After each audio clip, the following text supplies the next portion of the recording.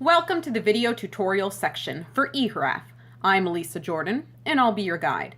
In this video, I'm going to explain how subsistence types are classified within eHRAF and how the classification system.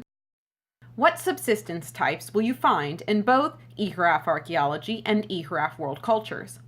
Hunter-gatherers are one. They depend almost entirely, 86% or more, on hunting, fishing, and gathering for subsistence. Next, primarily hunter-gatherers depend mostly, greater than 56% of the time, on hunting, fishing, and gathering for subsistence. Pastoralists depend mostly, greater than 56% of the time, on herding or pastoralism. Horticulturalists depend mostly, greater than 56% of the time, on simple agriculture.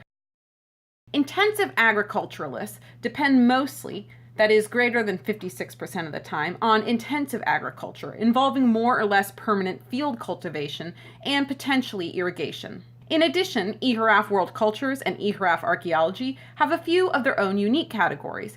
eHRAF World Cultures contains a classification for commercial economy as a subsistence system at the time of description.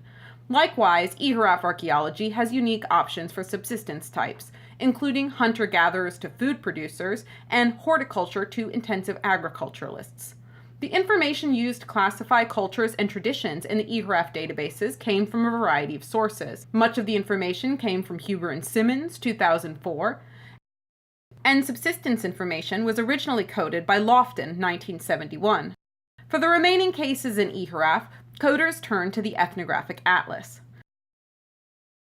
Since the names in the ethnographic atlas and the eHRAF do not always match, we consulted a concordance of cross-cultural samples. See Ember et al., 1992. There is one major difference in meaning between the coding scheme in Murdoch et al. In 1967 and ours. Our coding scale adds a category for societies or subcultures where working for wages or in business is the primary way of making a living.